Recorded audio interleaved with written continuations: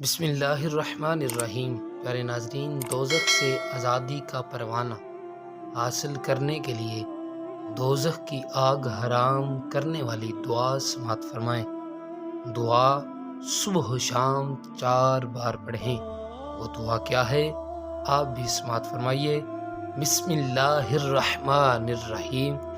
اللہم انی اصبحت اشہدک و اشہد حملۃ عرشک و ملائکتک و جمیع خلقک انک انت اللہ لا الہ الا انت و ان محمدا عبدک و رسولک۔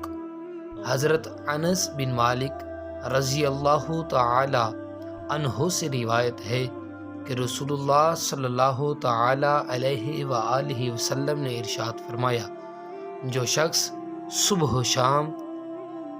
صبح ہو یا شام ایک مرتبہ یہ کلمات پڑھ لے تو اللہ تعالی اس کے چوتھائی حصہ کو دوزخ سے آزاد فرما دیتے ہیں۔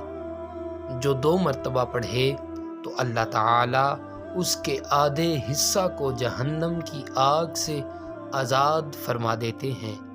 جو 3 مرتبہ پڑھے تو اللہ تعالی اس کے 3 چوتھائی کو دوزخ کی آگ سے آزاد فرما دیتے ہیں۔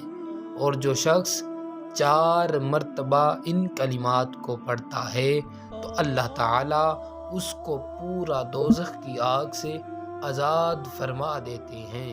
سبحان اللہ، ماشاء اللہ۔